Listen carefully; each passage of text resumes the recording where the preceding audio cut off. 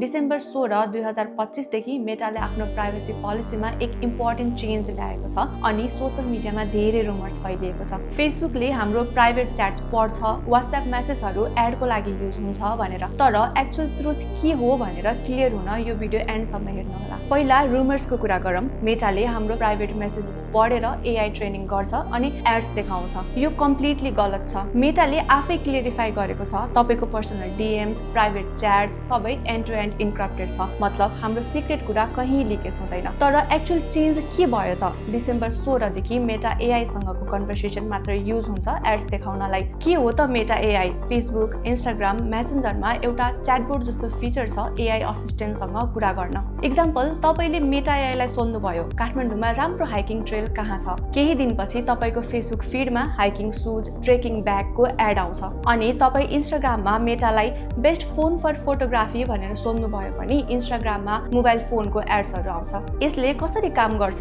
Facebook, Instagram, messenger, WhatsApp सबै linked भयो भने डेटा सेयर हुन्छ अकाउन्ट सेन्टरको थ्रु। तर ध्यान दिनुपर्ने कुरा के हो भने हेल्थको बारेमा कुरा एडहरूको लागि युज हुँदैन, रिलिजन सेन्सिटिभ टपिक युज हुँदैन, पोलिटिकल कुरा युज हुँदैन, पर्सनल ओरिएन्टेसन युज हुँदैन। यो सेन्सिटिभ टपिक्सको डेटा स्टोर भए पनि एड टार्गेटिङको लागि युज हुँदैन भनेर मेटाको क्लेम छ। EU, UK अनि साउथ कोरियामा स्ट्रिक्ट प्राइभेसी ल भएकोले त्यहाँ अप्लाई हुँदैन। नेपालमा भने यो नयाँ पोलिसी फलो हुन्छ। आफ्नो प्राइभेसी कसरी म्यानेज गर्ने? यो पार्ट एकदम इम्पोर्टेन्ट छ, ध्यान दिएर सुन्नुहोस्। एआई ट्रेनिङबाट अप्ट आउट गर्ने, तपाईको पब्लिक पोस्ट, फोटोहरू एआई ट्रेनिङमा युज नहोस् भनेर मेटा पोलिसी सेन्टरमा जानुहोस्, राइट टु अपडेट फर्म खोज्नुहोस्, फर्म फिल गरेर सबमिट गर्नुहोस्। यो फर्मले तपाईको public content future AI model train गर्न युज नहोस् भनेर रिक्वेस्ट गर्छ।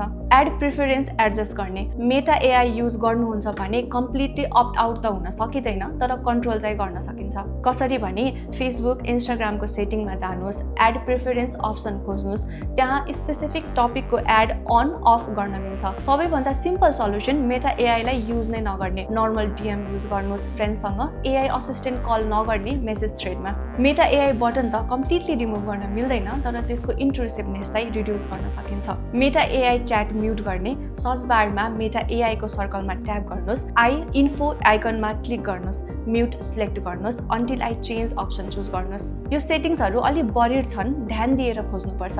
तर एकचोटि सेटअप गरिसकेपछि तपाईको एआई इन्टरेक्सन एकदम कम हुन्छ। तपाईलाई के लाग्छ? मेटाको यो चेन्ज ठिक छ कि प्राइभेसीको लागि अरू स्ट्रिक्ट रुल हुनु पर्थ्यो? कमेन्टमा आफ्नो विचार लेख्नु होला है त। अनि यो कुरा आफ्नो फ्यामिली फ्रेन्ड्सलाई पनि सेयर गर्नुहोस् ताकि गलत रुमर्स फैलिनुभन्दा सही जानकारी सबैलाई थाहा होस्।